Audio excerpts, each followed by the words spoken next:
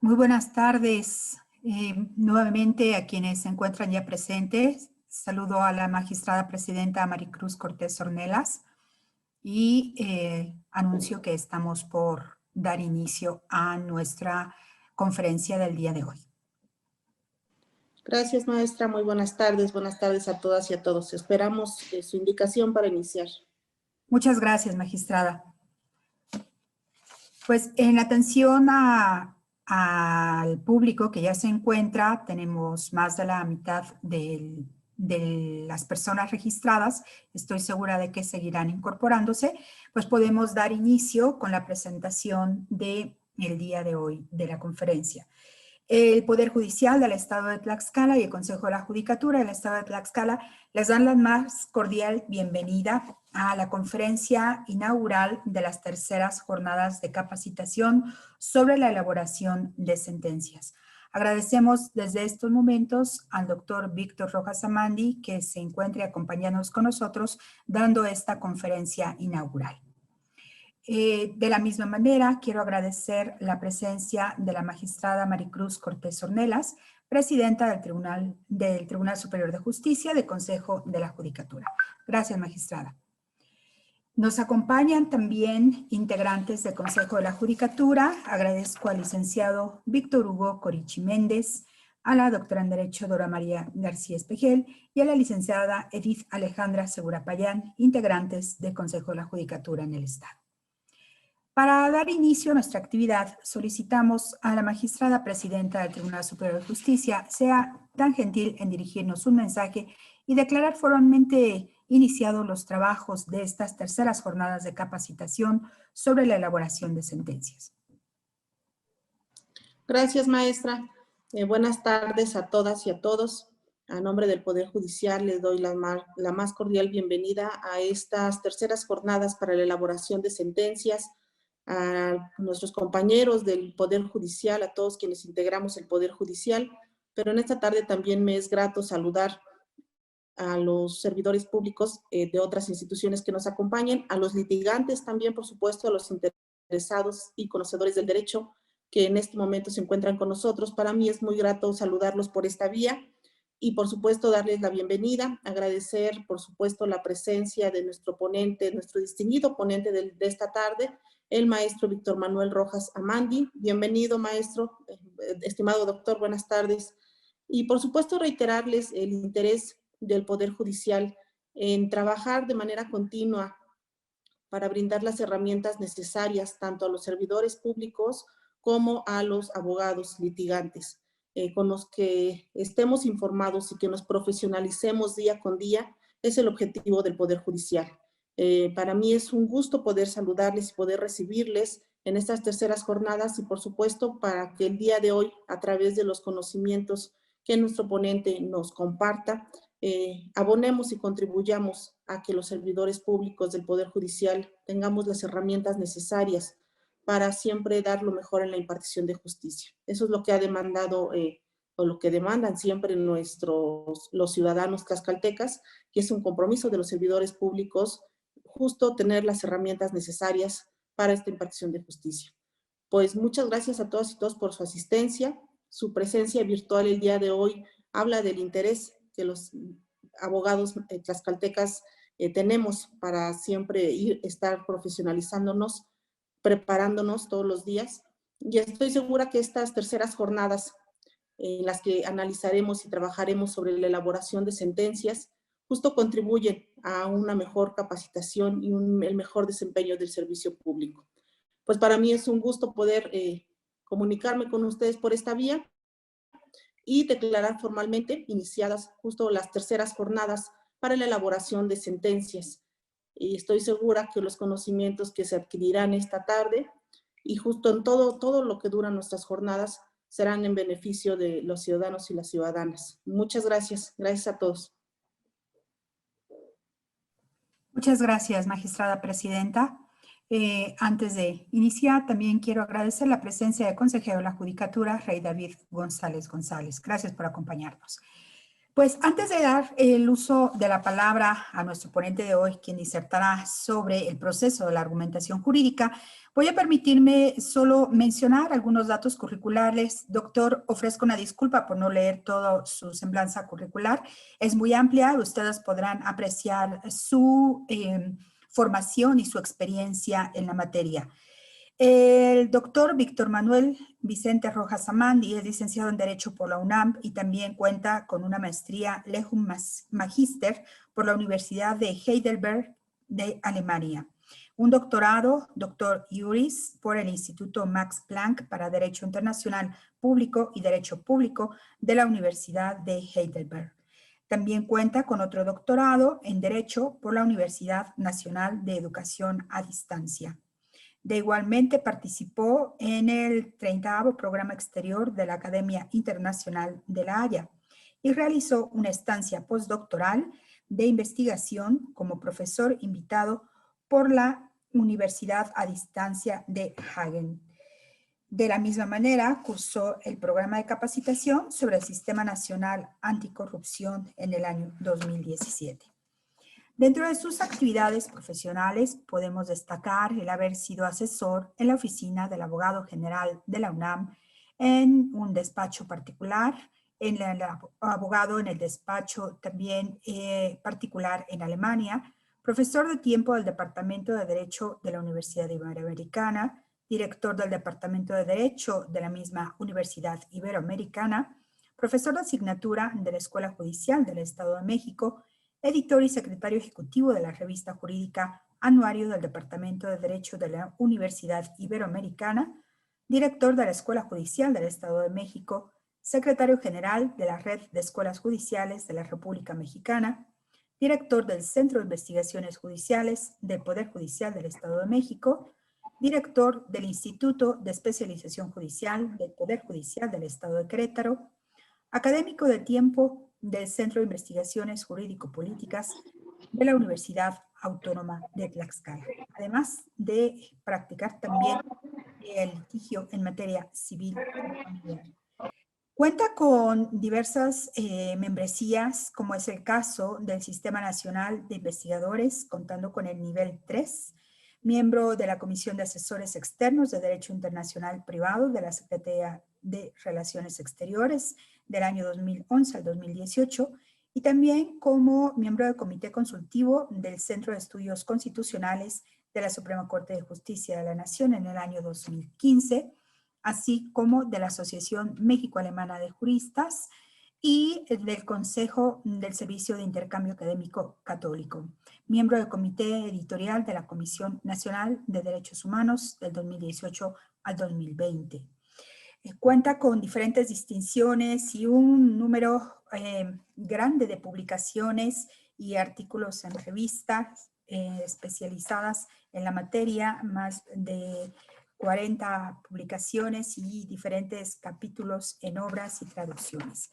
Pues bien, distinguido doctor Rojas Amandi, sea bienvenido nuevamente al Poder Judicial y le dejo con su público. Muchas gracias, maestra Alma Karina. En primer lugar, bueno, pues quiero agradecer al Poder Judicial del Estado de Tlaxcala y muy en particular a su presidenta, la magistrada Maricruz Cortés, también al Consejo de la Judicatura del mismo Poder Judicial, que me hayan invitado a impartir una conferencia con motivo de la inauguración de estas terceras jornadas de capacitación sobre elaboración de sentencias. Algo que debo mencionar antes de entrar en materia es que se ha hecho muy importante en la práctica profesional, no nada más jurídica moderna, la profesionalización y la actualización. Cada vez los conocimientos tienen una duración más corta. Cada vez lo que hemos aprendido en la universidad nos dura menos tiempo de vigencia. Si no nos capacitamos permanentemente, nos actualizamos y profesionalizamos, no vamos a estar a la altura de las necesidades prácticas. Por eso es muy digno de mencionar que en los poderes judiciales locales de México pues se hace un gran esfuerzo precisamente en contribuir a que el personal esté a la altura de las necesidades de cada situación práctica a través de las escuelas, institutos de capacitación judicial y hay que apoyar en todo lo que sea necesario porque esto redundará siempre en una mejor impartición de justicia en beneficio de los ciudadanos que solicitan el apoyo del Estado para resolver algún problema jurídico en el que estén inmiscuidos. Por lo mismo, bueno, pues quiero que no quede duda sobre mi compromiso en esta materia. Como ustedes verán, he trabajado en varios poderes judiciales locales de muchas maneras. Estoy muy interesado siempre en cooperar en este tipo de proyectos y en manifestarles que cuenten conmigo para cualquier tipo de proyecto que tenga que ver con profesionalización, capacitación, actualización. Después de esto, vamos a entrar entonces ya con el tema que nos convoca el día de hoy en esta conferencia inaugural, a la que he titulado El proceso de la argumentación jurídica. Concretamente, este concepto del proceso de la argumentación jurídica es un concepto que es más extraño en el ámbito de la argumentación jurídica que en el ámbito de la argumentación general. Entonces, por lo mismo, creo que requiero aclararlo, porque la argumentación jurídica, como se ha trabajado en el ámbito, digamos, más importante, lo que llaman la argumentación jurídica estándar, no ha utilizado este concepto. Este concepto viene más de lo que se llama la teoría de la argumentación, que es toda una disciplina muy rica, muy compleja, que surge después de la Segunda Guerra Mundial y que tiene como propósito analizar las formas de razonamiento que utilizamos en los contextos de las relaciones del ser humano en sociedad y que no pueden validarse ni medirse con criterios de verdad o con criterios de precisión y de la precisión y de la certeza que sí tiene un razonamiento como puede ser el matemático o como puede ser el lógico. La gran decepción que surgió después de la Segunda Guerra Mundial fue precisamente que la lógica y las matemáticas pueden ser muy seductoras por su precisión, por su certeza, por su veracidad, pero son aplicables a muy pocos fenómenos humanos. El ser humano debe de contar con criterios de validación en temas que se relacionan más con lo que vulgarmente conocemos como la simple opinión. Nosotros estamos más moviéndonos en el ámbito de opiniones, quiere decir de puntos de vista que no tienen una aceptabilidad generalizada para todos por igual. Nosotros nos movemos más incluso en el derecho en la necesidad de solo justificar lo que sostenemos como válido y convencer con lo mismo, sin tener la pretensión de manejar la única verdad posible ni verdades absolutas. En este contexto es en el que nace como hija de esta teoría de la argumentación, lo que llamaríamos la argumentación jurídica. Y la argumentación jurídica, si tiene algo de valioso, algo que no hayan analizado otras teorías, como la teoría de la interpretación, la teoría de la lógica, es precisamente que pretende hacernos conscientes que en el ámbito de los procesos y procedimientos a través de los cuales las normas jurídicas generales y abstractas se vuelven o se transforman en decisiones particulares y concretas, nos movemos en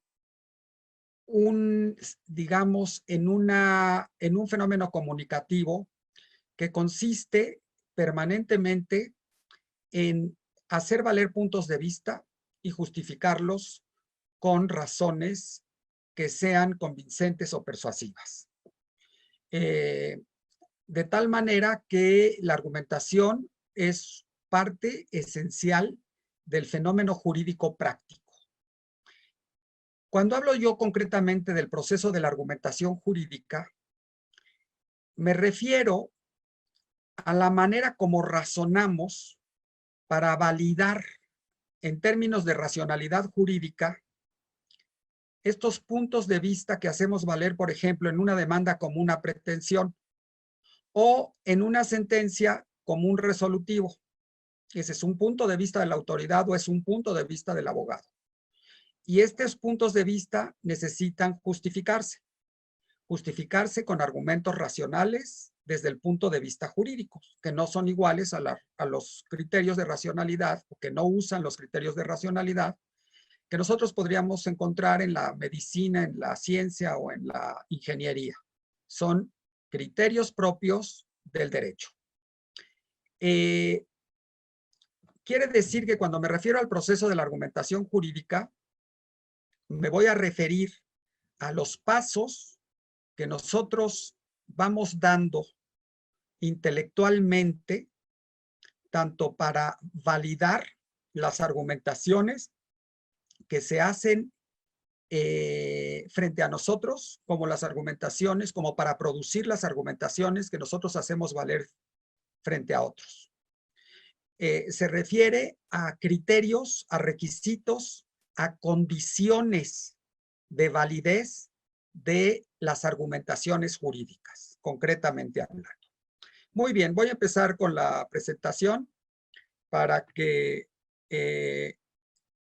vayamos bajando desde las explicaciones teóricas a las aplicaciones completamente prácticas. En primer lugar, lo que les puedo mencionar es que se trata de explicar teóricamente la calidad específica de las argumentaciones, cómo las describimos, cómo se ve el procedimiento en el que esta cualidad específica de las argumentaciones debe probarse a sí misma, cómo se pueden aclarar terminológicamente el método de las argumentaciones jurídicas y qué condiciones deberíamos de cumplir en última instancia para que las argumentaciones puedan alcanzar la calidad propia como argumentación jurídica. Nosotros lo que podemos decir en primer lugar es que la calidad específica de cualquier tipo de argumento, que en este caso, como ustedes bien saben, el argumento es una razón que sirve para justificar un punto de vista y el proceso de vinculación de ese punto de vista con ese argumento es lo que llamaríamos la argumentación. Entonces, desde la antigüedad, desde la época de los griegos, se ha determinado que los argumentos son válidos en la medida en que son persuasivos. Persuasivo quiere decir un argumento cuando es capaz de influir no nada más en la aceptación de su validez, sino también en la conducta de la persona que puede, ante la que se hace valer. Quiere decir que nosotros podríamos ver de una manera muy sencilla, como lo vemos en la práctica, que un argumento puede ser solamente convincente o un argumento puede ser, además de convincente, persuasivo. El matiz lo podemos ejemplificar diciendo, por ejemplo, poniendo un caso como sería, por ejemplo, el de la nutrición respecto a las cualidades o más bien a los potenciales daños a la salud que tiene el azúcar, por decir algo. Nosotros podríamos decir que es un argumento convincente el que nos dice que el consumo del azúcar y de ciertos productos en especial, como los refrescos, por ejemplo, son potencialmente dañinos para nuestra salud y lo aceptamos como tal. Pero para que sea persuasivo el argumento, nosotros necesitaríamos llevar no nada más a la convicción, sino también a la decisión que en virtud de que son dañinos para la salud ciertos productos que contienen mucho azúcar, estaríamos dispuestos a limitar o a eliminar el consumo de esos productos. Entonces, muy fácil, porque con los refrescos todos sabemos, o muchos estamos convencidos, que son potencialmente dañinos para la salud, o sea, nos convence el argumento. Y también, por otra parte, pues cada vez que podemos nos tomamos un refresquito porque nos gusta. Ahí nos convenció el argumento, pero no nos persuadió. En el derecho vemos este matiz muy claramente cuando nosotros podemos en una sentencia de un tribunal federal analizar ese concepto que nos dice que los argumentos, o más bien los agravios, son fundados pero insuficientes. Quiere decir que sí convencen en su racionalidad, pero son insuficientes porque el juez no cambia o no influye sobre la conducta del juez como para decidir otorgar el amparo. Por lo mismo, entonces, la persuasión es más profunda que la convicción. Podríamos decir que llamamos también como cualidad persuasiva de los argumentos a esa propiedad de los mismos que tiene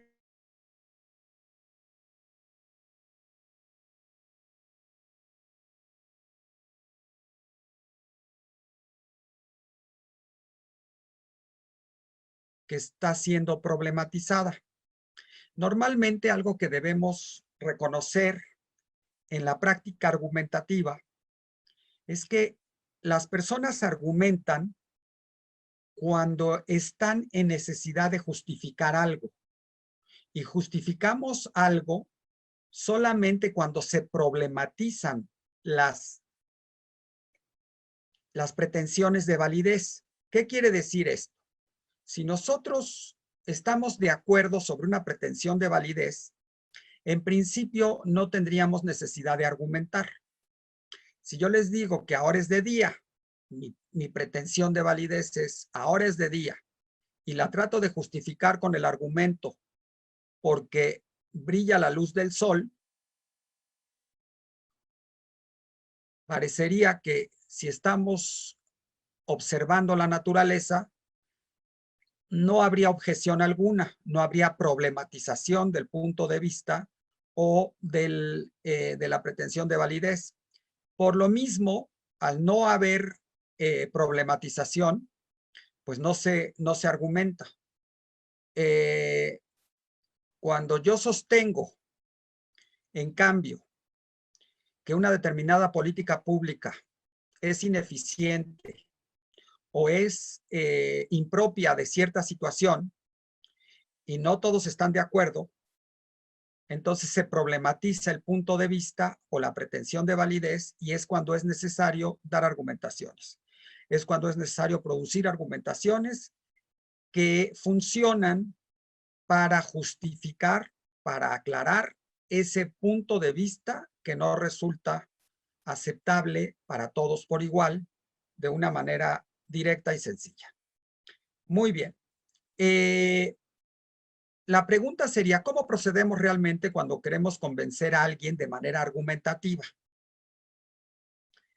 Debemos entender que cuando estamos discutiendo, realmente de lo que se trata es de responder preguntas sobre pretensiones de validez. Quiere decir, lo vemos muy claramente en una demanda civil.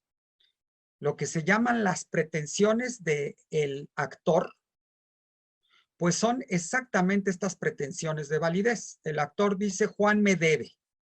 Entonces,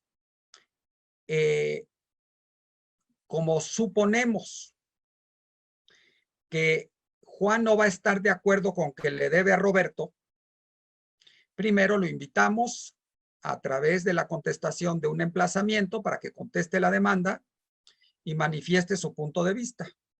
Si Juan se allana la demanda, pues no hay necesidad de argumentar, porque la pretensión de validez no está problematizada. En cambio, si Juan nos dice que no debe dinero o que ya lo pagó, en este momento se problematiza esa pretensión de validez. Y es cuando es necesario hacer valer argumentos para justificar este punto de vista, de si le debe o no le debe.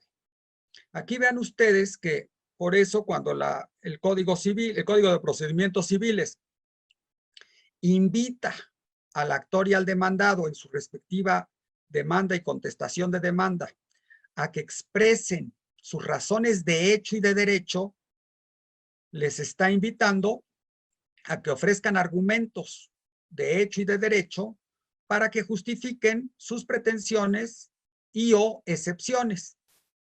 Entonces, aquí tenemos más o menos cómo esto lo vemos, podríamos decir que reflejado en la praxis jurídica.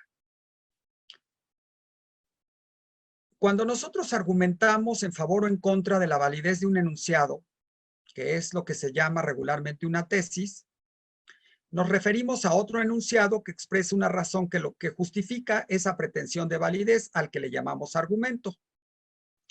Y ese argumento tiene que ser lo suficientemente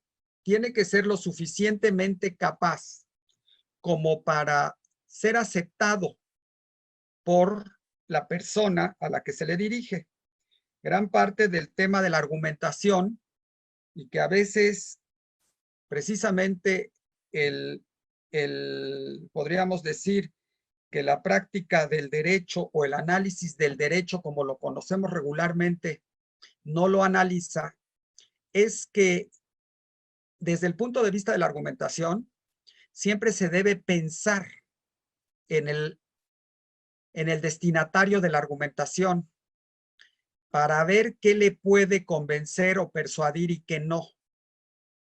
Y esto regularmente en el derecho pasa desapercibido si no lo vemos desde el punto de vista argumentativo, porque nos han enseñado que hay un principio de legalidad, hay una certeza y seguridad jurídicas que deben ser aceptables automáticamente para todos por igual y que no admiten más que una única respuesta correcta si lo viéramos un poco en sus enunciaciones más simples, ¿no?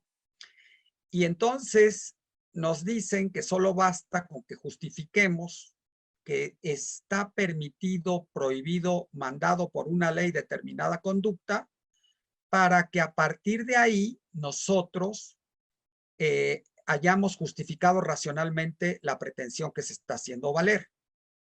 Sin embargo, todos los condicionantes y requisitos que tienen que ver no nada más con el destinatario, con la persona a la que hay que convencer, sino también con el contexto en el que se enuncian los mismos, los pasamos por desapercibidos, porque suponemos que la ley ya lo previene todo y que simple y sencillamente hay que cumplir con lo que dice la ley. Este tipo de, digamos que de ideas que vienen de la Revolución Francesa, pues ignoran que el lenguaje es muy complejo y que no necesariamente, como lo entiende una persona, el lenguaje, digamos, como el legislador entendió su disposición que emitió para ordenarnos algo, nosotros lo vamos a entender de la misma manera. El lenguaje tiene toda una serie de imprecisiones, podríamos decir que de texturas abiertas, como diría Hart, y eso nos va a llevar a la necesidad de argumentar, porque no vamos a estar de acuerdo de la misma manera que estamos nosotros cumpliendo el mismo requisito que establece la ley. Por eso entonces la argumentación sí nos abre unos ámbitos de análisis diferentes a los que nos puede abrir, por ejemplo, la interpretación o la lógica jurídica. Sí se mete mucho más al detalle de cómo se hacen válidas las argumentaciones frente a las autoridades o de las autoridades entre sí para justificar los puntos de vista. En esta idea nosotros podemos decir que formalizada esta relación entre una tesis y un argumento, podríamos nosotros decir que relacionamos o utilizamos la siguiente fórmula lógica. Si P, entonces Q, en donde P sería el argumento y Q sería la tesis. Muy bien. El principio argumentativo básico quiere decir la idea de cómo relacionamos una tesis con un argumento o con varios argumentos, es, hablando con mayor precisión, un principio de validez indirecta, porque intenta respaldar la afirmación de la validez de un enunciado en el caso de su problematización con ayuda de otra afirmación de validez. Siempre aquí lo que nos dicen los autores es que la tesis es algo más subjetivo, es un punto de vista más particular y menos aceptable. El argumento sería una razón que ayuda a justificar el punto de vista. Entonces, en esta idea que yo les digo, en una argumentación muy simple, mi afirmación de que ahora es de día sería algo más subjetivo, más podríamos decir que más propio, más mío.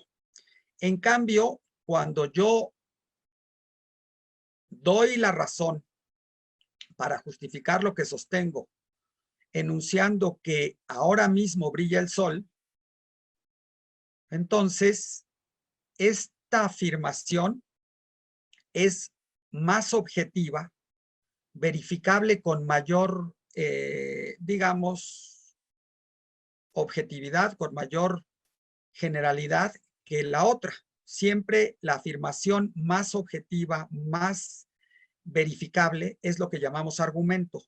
Y la afirmación más subjetiva es lo que nosotros podríamos llamar una simple pretensión de validez o una tesis. Aquí entonces, fíjense ustedes que parte de la capacidad argumentativa está en saber relacionar estas dos partes, porque muchas veces sigue siendo tan subjetivo el argumento como la pretensión de validez, y esto nos va a llevar a que sea poco convincente, porque no sigue siendo más que un juego, podríamos decir, de un círculo vicioso. Como cuando alguien nos dice, el mundo es así porque yo digo que es así. Y entonces ahí estamos en un juego totalmente estéril, en donde pues ya lo único que quedaría para aceptar el punto de vista de alguien es que sea una autoridad en la materia, ¿no? Ya solamente lo que llamamos el argumento de autoridad valdría ahí. En fin, podríamos decir también que la teoría de la argumentación entonces es la teoría de la metodización del principio cómo se vincula un argumento con una tesis, así de sencillo. Es muy fácil decir que se vincula un argumento con una tesis. Sin embargo, para que esto tenga una garantía de validez, necesitamos utilizar un método que nos diga qué requisitos se deben de cumplir. Esos requisitos son diferentes para cada materia, para cada disciplina. Aquí abordaremos pues lo que tiene que ver con la argumentación jurídica. Podríamos decir en general que la fórmula argumentativa básica sería la siguiente. Se aplica P porque se aplica Q. Y entonces reconocemos que la estructura elemental de la garantía de validez argumentativa es esta, pues sin dar ningún indicio de las condiciones que debe cumplir Q para asumir el papel de un argumento convincente respecto a la validez problematizada de P. Esta fórmula tan simple y tan sencilla a lo que nos lleva es decir, muy bien, puede haber muchas tesis y puede haber muchos argumentos. No todos los argumentos son válidos para todas las tesis.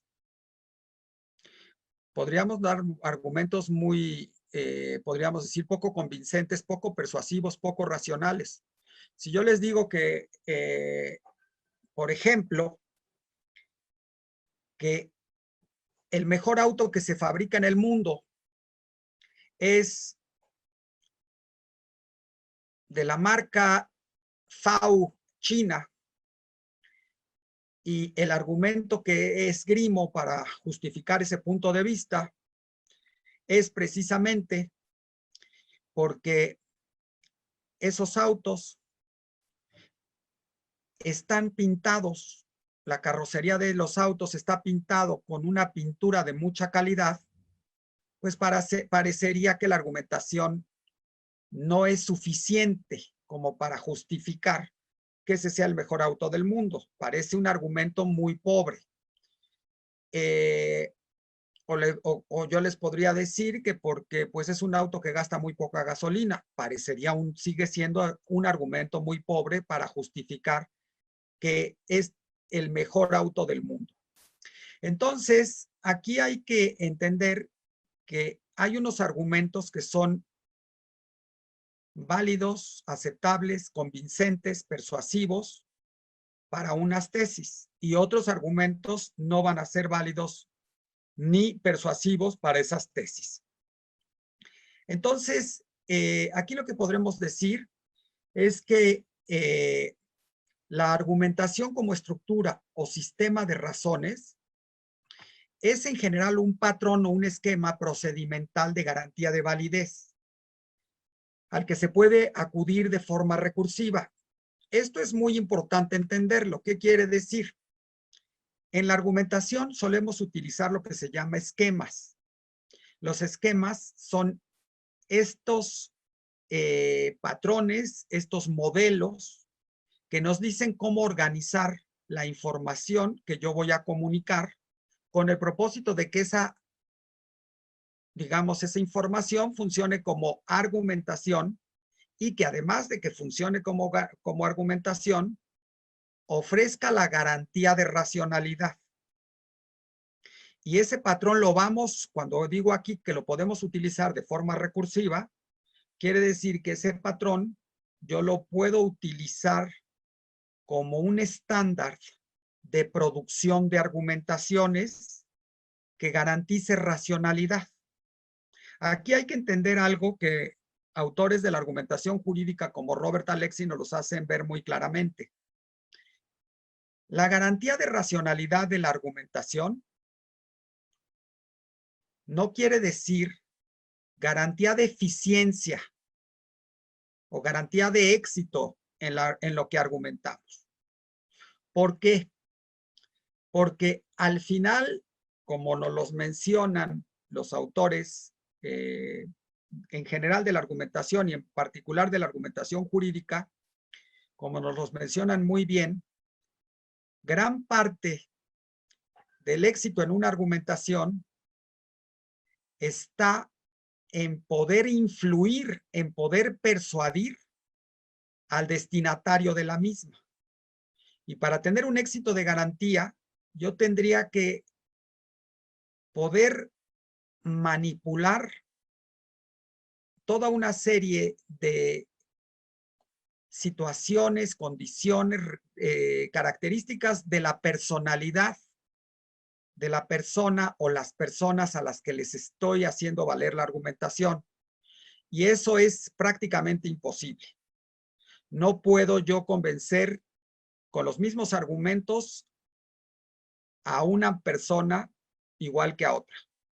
Para algunas personas van a valer unos argumentos más y para otras otros. Y todos los argumentos podrían ser exactamente igual de racionales. Esto lo podemos ver, por ejemplo, en la instanciación de los juicios. Esto sucede muy regularmente. No podríamos decir que el juez de primera instancia no argumentó racionalmente su decisión. Lo que podríamos decir, en cambio, es que para él es convincente y persuasivo cierto tipo de argumentación, pero a la sala revisora le parece que esa argumentación, aunque sea racional, no es persuasiva o no es la mejor para este caso, y por lo tanto puede revocar la decisión. Igual puede suceder con la segunda revisión. Entonces, nosotros aquí lo que debemos entender es que racionalidad no va a ser igual a éxito o a eficacia de la argumentación.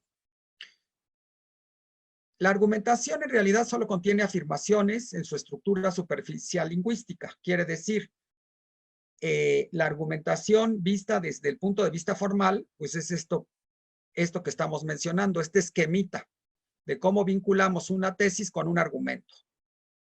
Pero para validar una argumentación concreta, entonces tenemos que meternos a los requisitos de validez concretos, a cuestiones de valoraciones y de, podríamos decir, de calificación de la oportunidad, adecuación, relevancia, validez en general y también condiciones del hablante de la argumentación.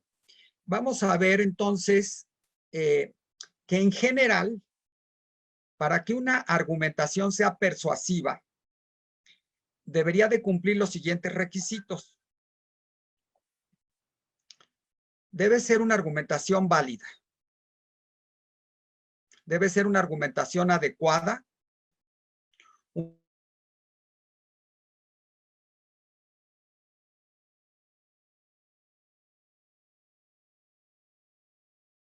Una argumentación relevante, porque no le podemos hablar igual a un niño que a un adulto. No le podemos hablar igual a un experto que a un lego. Entonces, las condiciones del hablante son muy importantes para que las argumentaciones sean persuasivas. Y el contexto de la argumentación, finalmente, es algo muy importante que se tome en cuenta. En el caso de la argumentación jurídica, ya concretamente hablando, se trata de la metodización del vínculo entre un enunciado problematizado, que en este caso estamos hablando, por ejemplo, en un juicio civil, de una pretensión jurídica, puede ser también de una pretensión del fiscal que dice, pues, Juan es culpable del delito de lesiones. Y esto lo vamos a vincular con el otro enunciado que implica una pretensión de validez justificada en razón de que en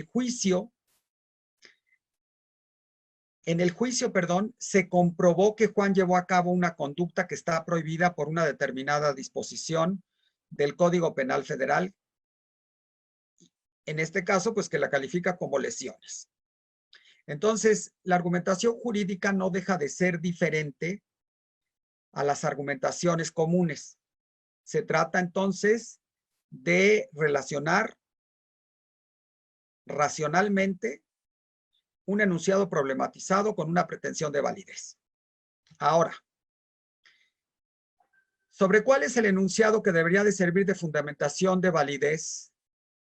A la relación propiamente jurídica, nosotros podemos decir que ese vínculo se establece con base en lo que dispone el artículo 14 de la Constitución Política de los Estados Unidos Mexicanos en su segundo párrafo, cuando dispone que solo cuando una ley lo establece, se puede calificar un hecho como ilícito y que esto es la condición para que se aplique una sanción. Aquí tendríamos entonces los elementos en general para establecer que una argumentación jurídica sea válida o no. Quiere decir, en la medida en que la argumentación cumple estos requisitos y que podamos decir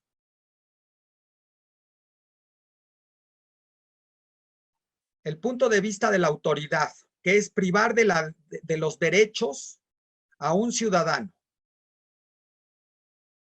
¿Por qué? En una ley emitida con anterioridad al hecho se establece que lo que hizo está prohibido. Ese es el requisito de validez de una argumentación jurídica. De una argumentación jurídica que tenga como propósito aplicar una sanción por parte de una autoridad a cargo de un individuo. Vamos a ver entonces estos 5 requisitos que se establecen para la validez o para la racionalidad de las argumentaciones cómo funciona concretamente hablando en la argumentación jurídica. ¿Qué requisitos debería cumplir una argumentación jurídica para ser racional y en consecuencia pudiera ser en determinado caso persuasiva? La validez del argumento jurídico depende en todo caso de si el contenido del mismo puede ser racionalmente justificado con base en normas pertenecientes al sistema jurídico vigente. Quiere decir que en principio lo que podemos decir es para que una argumentación jurídica práctica sea válida, el punto de vista, quiere decir la pretensión de validez problematizada, debe fundamentarse en una norma que pertenezca al sistema jurídico vigente. ¿Cómo sería posible fundamentar el argumento en una norma perteneciente al sistema jurídico vigente? En este caso podemos responder que cuando el mismo tenga un vínculo de razonabilidad con una norma que cumpla con los criterios de validez que el propio sistema jurídico establece. Si es una ley, que cumpla con los requisitos que establecen, si no mal recuerdo, el artículo 72-73, los artículos de la Constitución Política de los Estados Unidos Mexicanos. Si es una norma reglamentaria que emite una autoridad federal, bueno, que cumpla los requisitos, el requisito de validez que establece el artículo 89, fracción primera de la Constitución. Y así podríamos ver que para todas las normas jurídicas, la validez de cualquier norma jurídica supone cumplir un requisito que establece por ahí alguna otra disposición jurídica de una norma que normalmente se encuentra situada en un nivel jerárquico superior a aquella del que regula la validez. La Constitución del Estado le otorga, por ejemplo, en el caso concreto, si estamos hablando de leyes, le otorga al Estado una competencia, más bien al órgano legislativo, para producir normas jurídicas generales, esto es leyes. En la medida que el propio orden jurídico es el que autoriza al órgano legislativo para emitir tales leyes, le da una orden a sus súbditos para obedecerlas, en tanto que a las autoridades solo les permite aplicar sanciones conforme a estas leyes. Muy bien, fíjense ustedes aquí el primer punto en el que podemos hacer una observación interesante. Normalmente cuando vemos la legitimidad, podríamos decir, la validez de una decisión jurídica o de una pretensión que hace valer un particular ante una autoridad, si solo estamos viendo como es regular que lo analicemos, porque así nos los han enseñado en la universidad, con base en el principio de legalidad, nos quedamos aquí y no nos movemos de un parámetro que queda todavía muy alto. O sea, no quiere decir que no sea correcto. Lo que pasa es que estamos todavía a un nivel muy macro que no permite validar en todas sus características, en todo su detalle, en todos sus aspectos, la argumentación jurídica. Cuando solamente vemos el principio de legalidad, cuando solo vemos la certeza y seguridad jurídica, aquí nos quedamos. Y entonces decimos, una argumentación jurídica es válida si se puede fundamentar en una norma vigente que pertenece al sistema jurídico vigente. Sin embargo, si lo analizamos más a fondo, como se hace en la argumentación, esto no alcanzaría todavía. Necesitaríamos cumplir más requisitos para garantizar la racionalidad de la argumentación que se hace valer. Por ejemplo, el segundo requisito sería el requisito de la adecuación de la argumentación jurídica. Una cosa es que la argumentación se pueda fundamentar en una ley que pertenece al sistema jurídico vigente, y otra cosa es que esa argumentación pueda valer en la praxis como automáticamente persuasiva o racional.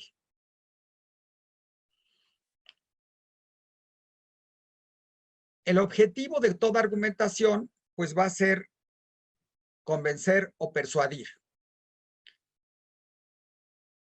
Además de que la norma se pueda fundamentar en una ley, debemos de poder vincular adecuadamente, racionalmente, la tesis con el argumento, la pretensión de validez problematizada con las razones que nos sirven, como diría Cicerón, para dar fe de una cosa dudosa.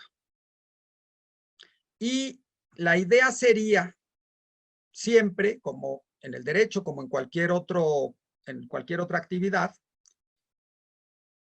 que la validez del argumento se transfiera a la tesis, de tal manera que si el argumento es válido, la tesis también lo será. El paso de la validez del argumento a la validez de la tesis se debe transferir incluso a través de garantías, a través de grandes distancias racionales, que quiere decir, a veces lo que se sostiene está muy lejano de la razón que se da para justificarlo. ¿Esto qué quiere decir? Debemos hacer un esfuerzo para transitar este espacio tan largo entre la validez de la pretensión de validez problematizada y la validez del argumento. Al final del día, los puntos de vista, las decisiones de la autoridad, las pretensiones de los litigantes, del fiscal, requieren justificaciones racionales. Y el juego de la argumentación es transferir desde la legislación misma hasta las decisiones concretas y particulares de cualquier autoridad, la validez normativa que justifique la racionalidad de las mismas.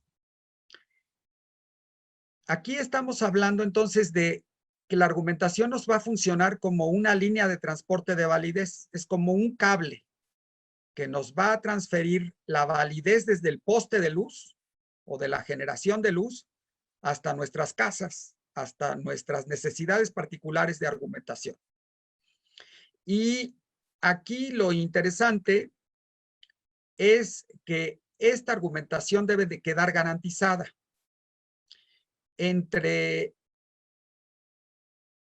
o más bien debe quedar garantizada en cuanto hace a su validez, a su racionalidad.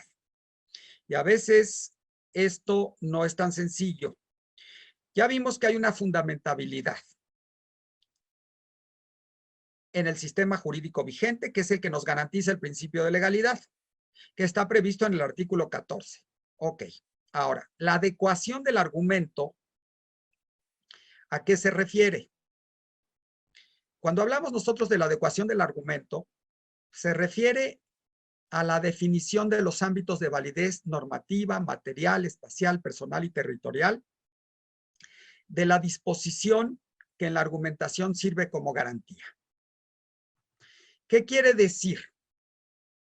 En el primer nivel de argumentación, vamos a garantizar solamente, que es el de la validez, solamente vamos a garantizar que estamos utilizando una norma jurídica que está vigente en el sistema normativo. Pero si lo quisiéramos ver más en concreto, esa norma, por ejemplo, que tiene que ver con una regulación de los contratos, no me va a aplicar para cualquier contrato. Va a aplicar para solamente contratos civiles o contratos administrativos o contratos del trabajo. Y yo tengo entonces como segundo requisito de adecuación del argumento, saber qué norma es la que aplica para el tipo de contrato para justificar la racionalidad o la validez jurídica o la legitimidad del tipo de contrato que yo estoy elaborando. De tal manera que yo no puedo utilizar una norma de contratos del trabajo para una compraventa de un bien inmueble, porque la norma no es adecuada. En efecto, es una norma de contratos, pero es para un tipo de contratos. Por eso es una norma que sí es válida, pero yo tengo entonces como segundo requisito de validez, como segundo requisito más bien de racionalidad de la argumentación, definir a qué tipo de norma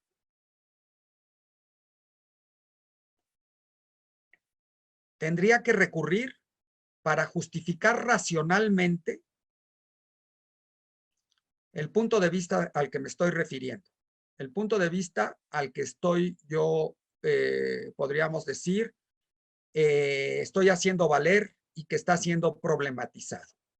Para eso en el derecho me han dicho que tengo que definir los ámbitos de validez normativa, porque no las normas le pueden aplicar todas las normas para cualquier tipo de controversia, cualquier tipo de problema. Esto tiene que ver con la definición de los ámbitos de validez normativa espacial, personal, territorial, que la disposición que estoy aplicando deba cumplir para que válidamente yo la pueda usar en el caso concreto, sea una norma adecuada para la argumentación, ya no en general de validez de la norma, sino en concreto del caso que se está atendiendo, que se está resolviendo en una determinada controversia o en una determinada disputa judicial. Entonces, aquí estamos viendo que la adecuación del argumento consiste precisamente en que la ley que sirve de garantía sea en todo caso, como lo dice la Constitución, una ley exactamente aplicable al hecho que se trate. No cualquier ley. Una ley exactamente aplicable al hecho de que se trate. La adecuación tiene que ver con precisamente checar ya en la interpretación de la ley que esta disposición es la única adecuada, porque además el derecho tiene este principio de no contradicción. Incluso, aunque yo viera que existen distintas disposiciones aplicables para el efecto, yo tendría aquí simple y sencillamente que determinar cuál de ellas es la única aplicable para esta determinada situación.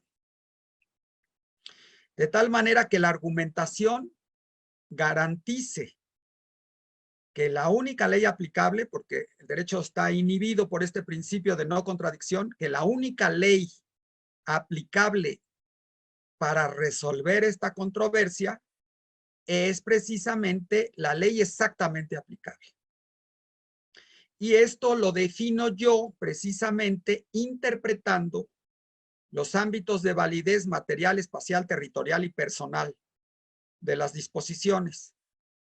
Y entonces, ya con mucho más detalle, yo veo que esta ley que es válida y que pertenece al sistema jurídico es la adecuada para servir como un buen argumento para justificar un punto de vista de validez problematizado. Y para esto, ¿yo qué herramienta voy a utilizar? yo utilizo la interpretación jurídica.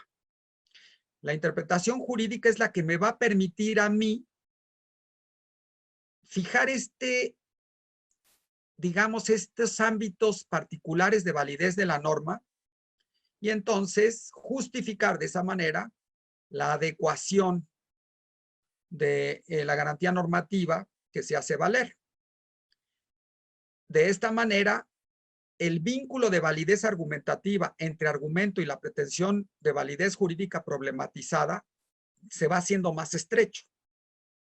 Era muy amplio al principio, cuando yo solo decía, tienes que justificar en una norma que sea válida en el sistema jurídico vigente. Y puede haber muchas.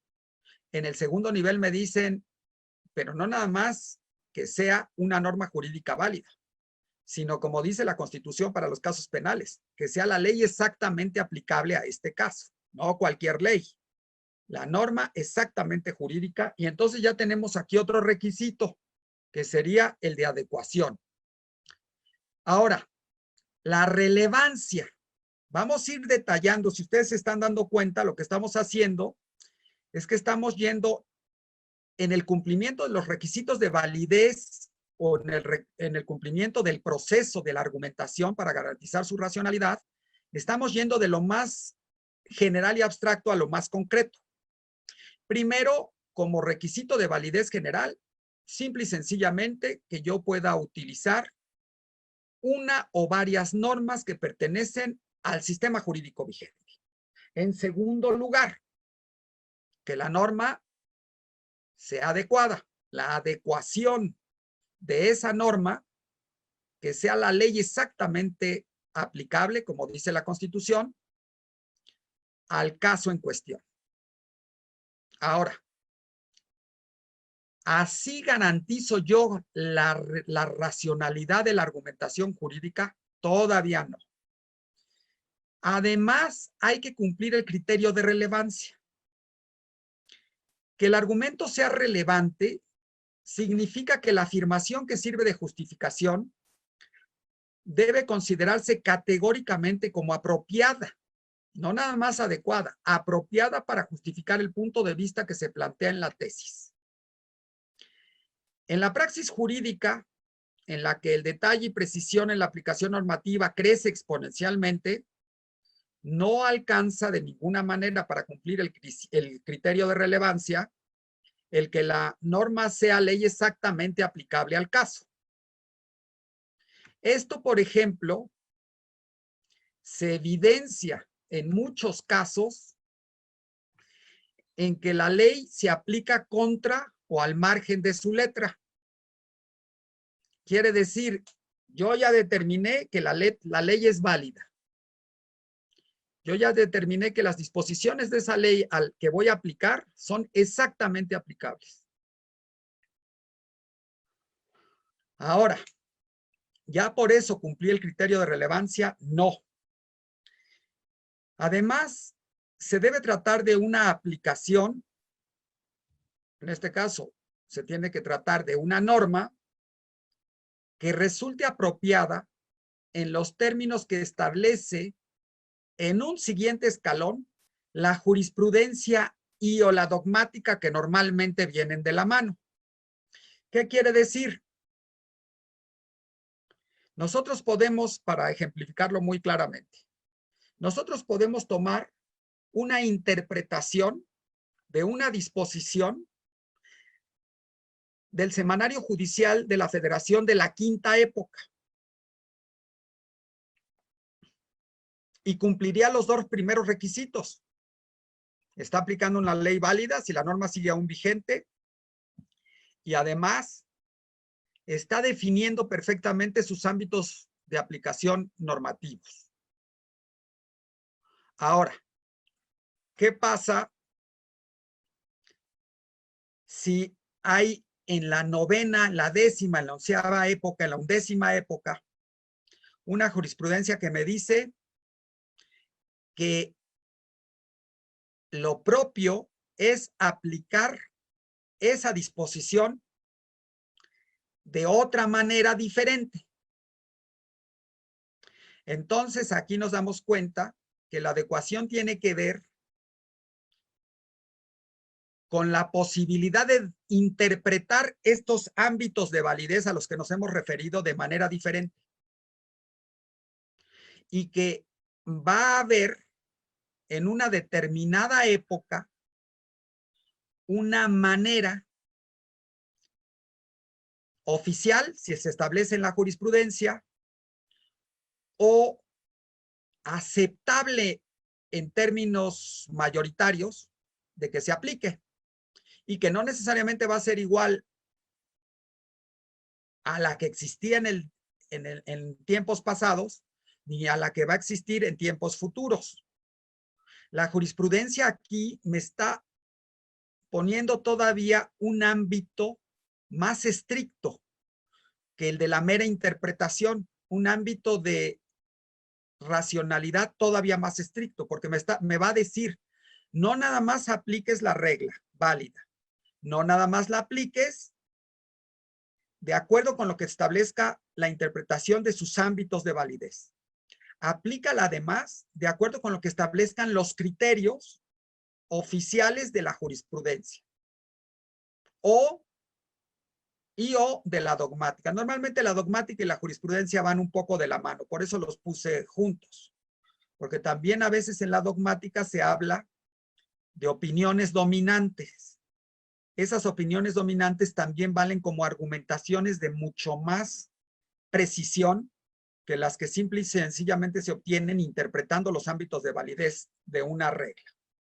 Ahora bien, fíjense ustedes, en este sentido la aplicación del derecho es también la creación de un derecho nuevo y aún no existente, sobre la base y de acuerdo con el derecho normativamente aplicable, cuyas especificaciones deben determinarse mediante el conocimiento jurídico.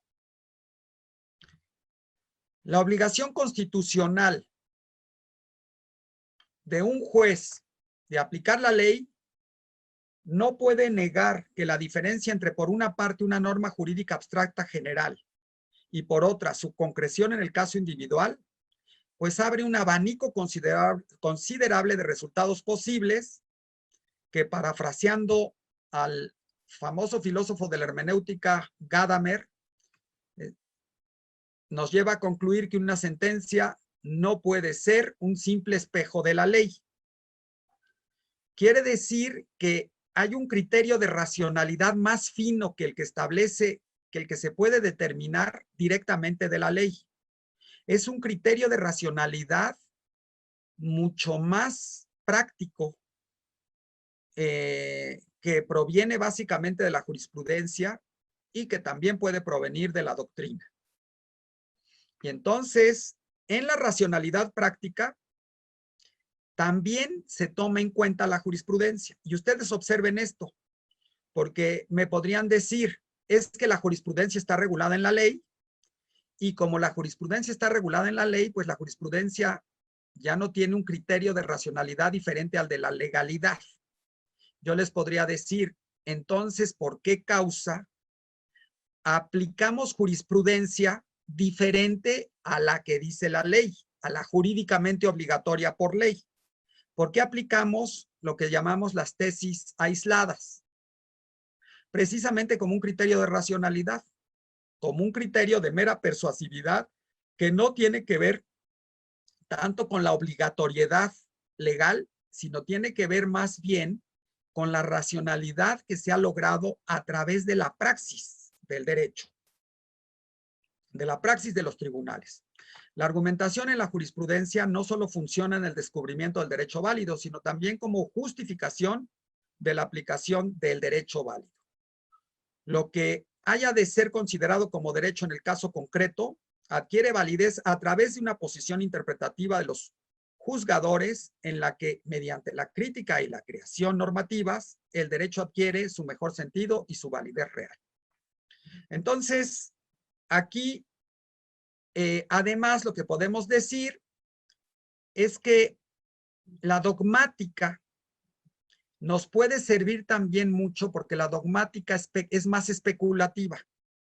La dogmática entra a cuestiones de mucho detalle, pero también en casos abstractos, no nada más en los casos concretos, que las personas o que los litigantes o los postulantes le plantean a los tribunales, sino también en casos que todavía no se han presentado, pero que se pueden presentar en el futuro. Y entonces la dogmática también contribuye a esta racionalidad de detalle que nosotros le llamamos, pues, relevancia. No nada más tiene que ser una interpretación válida, no, perdón, no nada más tiene que ser una argumentación válida, no nada más tiene que ser una argumentación adecuada, sino también tendría que ser una argumentación relevante. Ahora, otra situación muy interesante. Digamos que ya se cumplieron todos estos requisitos. ¿Sería racional la argumentación? Todavía tenemos que cumplir más requisitos de racionalidad. Por ejemplo, en principio, para argumentar en general en el derecho, me van a pedir un título de licenciado en Derecho. Si yo no tengo ese título de licenciado en Derecho, simple y sencillamente no puedo argumentar jurídicamente. Es el requisito que me piden en cualquier profesión jurídica para argumentar. Pero además, para ciertas profesiones, me van a pedir una calificación especial, haber absuelto ciertos exámenes, tener cierta experiencia, de tal manera que yo puedo argumentar muy finamente. Puedo ser el mejor argumentador sobre cierta materia, pero me van a decir que esa es solo mi opinión. Mi argumentación no puede valer como jurídicamente válida para un juez, que sí lo puede persuadir porque cree que es una argumentación razonable, está bien, pero no porque yo la emita. Yo como persona no cumplo las condiciones que debería de cumplir para que mi argumentación valiera como una argumentación jurídicamente válida. Entonces, vamos a poner un cuarto requisito. Las condiciones del hablante. Quiere decir, las condiciones profesionales del jurista que puede argumentar para qué causa. De tal manera que yo no soy un notario público y puedo conocer muy bien el derecho notarial y puedo argumentar y decir que esto está bien o esto está mal. Simple y sencillamente en la práctica me van a decir, sí, ese es tu punto de vista, pero para que tu argumentación fuera válida y vinculante, tendrías que tener el nombramiento de un notario público.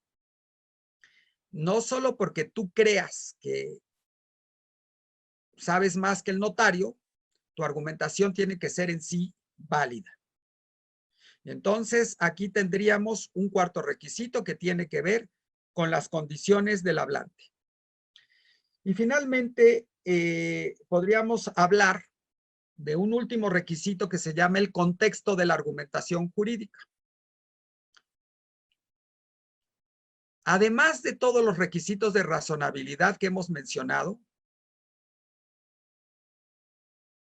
razonar con base en la validez de la norma, razonar con base en la interpretación de la norma válida, razonar con base en la jurisprudencia y la doctrina,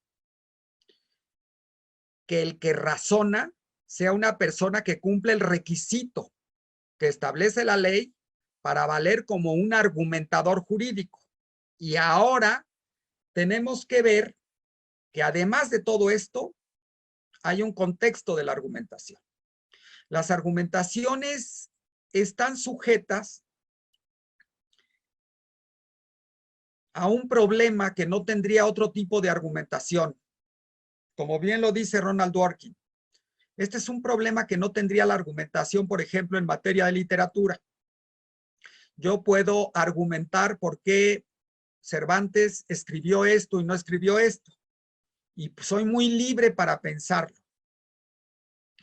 Y si mi argumentación resulta válida, pues va a ser racional y convincente entre los expertos de análisis de la literatura clásica.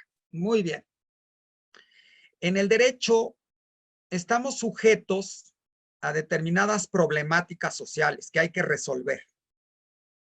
Y no vale nada más todo lo que hemos mencionado. Además, hay un contexto en el que se van a aplicar las normas. ¿Por qué no se aplican las jurisprudencias, por ejemplo, ipso facto? Y decir, pues donde hay jurisprudencia, ya no vamos a hacer mayor análisis si la aplicamos de manera directa, sin necesidad de mayores argumentaciones ni pruebas. Yo constato que en este caso ya hay una jurisprudencia, automáticamente aplico la consecuencia. Precisamente porque cada caso es diferente en el contexto en que se presenta. Las normas generales y abstractas están fuera de cualquier contexto.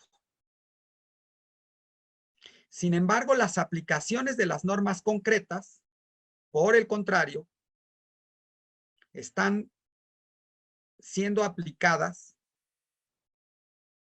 en un contexto particular. Aquí vemos, por ejemplo, contextos que tienen que ver con los procesos concretos. Un contexto que tiene que ver con el proceso legislativo o otro contexto que tiene que ver con el contexto judicial. Son muy diferentes esos dos contextos. Por lo mismo, no porque ya esté previsto en la ley automáticamente se aplica a los ciudadanos, sino pasa esto a otro proceso que es el de toma de decisiones jurídicas o judiciales, en donde los jueces no nada más ven la norma. Tienen un ojo en lo general y abstracto, pero tienen el otro ojo en lo particular y concreto. Y entonces tienen que considerar los contextos. Los textos normativos se crean, se aplican, se analizan en el contexto de múltiples intereses que interactúan e influyen sobre el mismo. La fuerza racional de un argumento jurídico puede ser diferente según el contexto. Fíjense, a esto le llamaba Gadamer, exactamente el autor de la hermenéutica, como la expectativa de sentido. Nosotros acá en la argumentación le decimos que es un contexto, en un contexto especial. Todos los casos tienen una necesidad particular de decisión, en donde además de cumplir el requisito de legalidad, deben de cumplir de alguna manera con las necesidades de justicia en el caso concreto, de moralidad, de prevención del delito, etc. Es por esto por lo que el argumentador debe ser capaz de captar el contexto situacional del texto y utilizarlo con base para darle forma y para utilizarlo como justificación de su pretensión de validez. La convicción y persuasión de una argumentación jurídica, entonces, depende, además de todos los otros requisitos, de que el argumentador sea capaz de medir, de valorar, de considerar la situación, el tiempo, el momento histórico, para darle forma y sentido a su razonamiento. Las circunstancias del caso particular se deben considerar. A esto, uno de los precursores de la teoría de la argumentación jurídica, Perelman, en su libro La lógica jurídica, se llamaba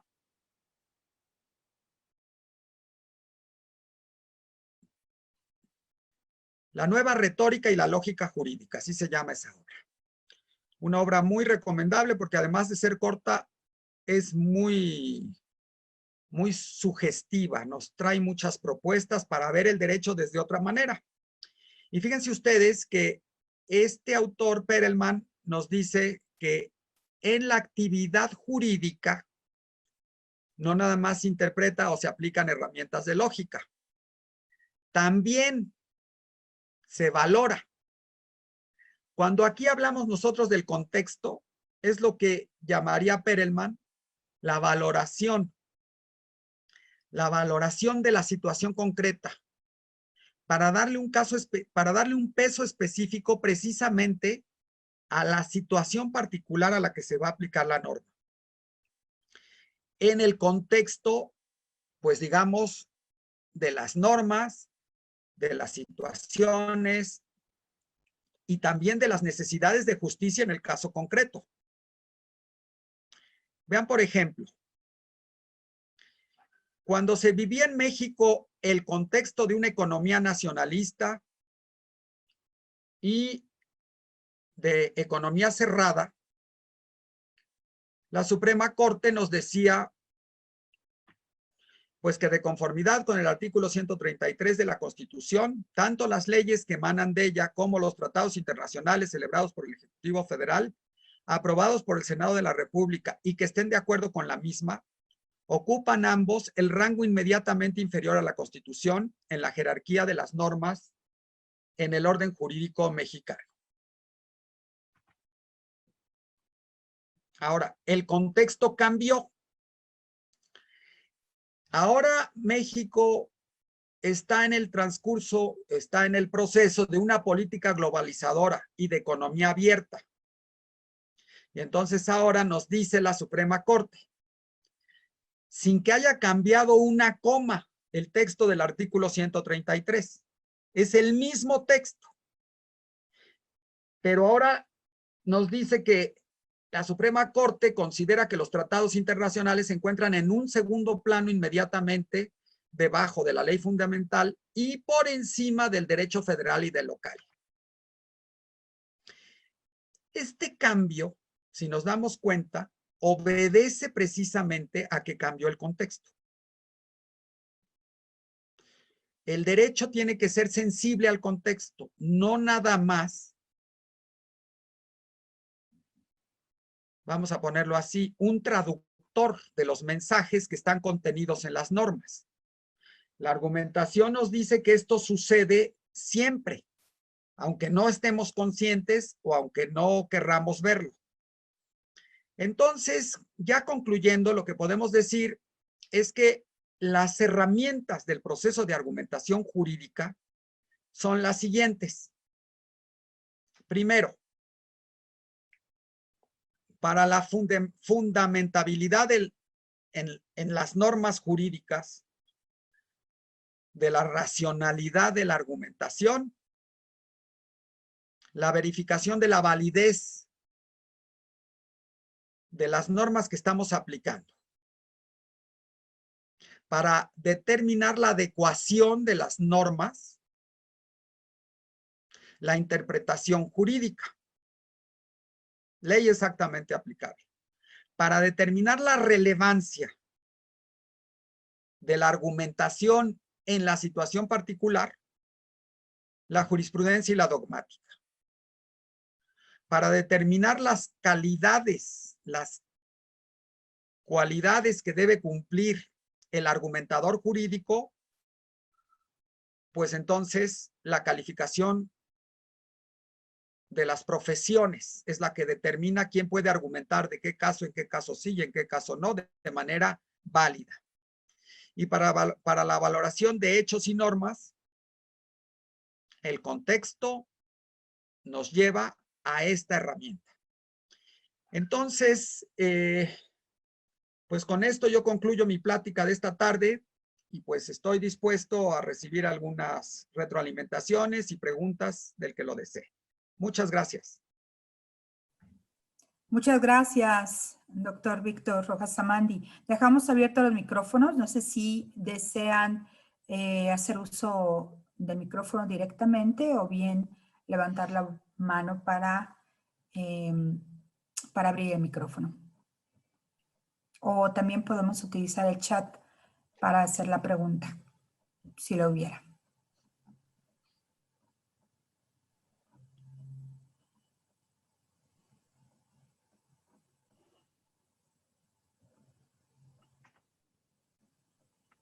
Hay un comentario de Alfonso Coyotzi. Muchas gracias por compartir su conocimiento, doctor.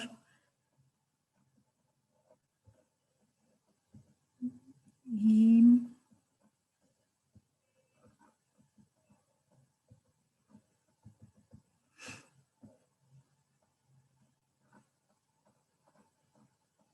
no.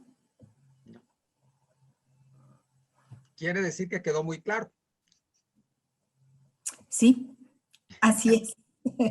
Así es. Pues ¿O no entendieron? perdón. No, bastante claro, es lo que nos comentan. Creo que ha sido una exposición que nos ha llevado de la mano muy bien desde el inicio hasta estos momentos. Obviamente, este tema es digno de seguir abordándose todavía. Es un proceso de construcción de habilidades argumentativas, consideramos. Entonces, será también parte de todo este proyecto de capacitación que se viene desarrollando desde el Instituto de Especialización Judicial. Y por ende, pues estaremos seguramente volviendo a escuchar al doctor Víctor Rojas Samandi en otra participación para continuar aprendiendo todavía mucho más de él. Y pues en ese sentido, antes de despedirnos, vamos a compartir pantalla para poder hacerle entrega simbólica del reconocimiento que tenemos para usted y que en algún momento también, de manera presencial, estaremos seguras de que podremos entregárselo. El reconocimiento lo entrega el Tribunal Superior de Justicia y el Consejo de la Judicatura del Estado de Tlaxcala al doctor Víctor Manuel Rojas Samandi por su participación de manera virtual como ponente dentro de las terceras jornadas de capacitación para la elaboración de sentencias, con la conferencia El proceso de la argumentación jurídica, llevada a cabo el día 22 de noviembre de este año, con una duración total de 2 horas. Y firma este reconocimiento la magistrada Maricruz Cortés Ornelas, presidenta del Tribunal Superior de Justicia y del Consejo de la Judicatura. Muchísimas gracias, doctor Víctor Rojas, y estaremos invitándole, vuelvo a insistir, de nueva cuenta a que participe con nosotros. Claro que sí, muy complacido y muchísimas gracias, maestra, por la invitación. Estuve muy contento de compartir con ustedes estos temas y como bien usted menciona, esto no es más que la punta del iceberg. Realmente hablando, la argumentación da para mucho y sobre todo para mucho práctico, no nada más teórico. Claro que sí, en efecto, pues de ello, por ello precisamente es que estaremos continuando con este tipo de capacitaciones. Pues gracias a todas y todos quienes estuvieron acompañándonos. Estaremos enviándoles a través de su correo electrónico el cronograma de actividades para las siguientes conferencias y talleres que tendremos. Muchas gracias y muy buena noche. Gracias, buenas noches.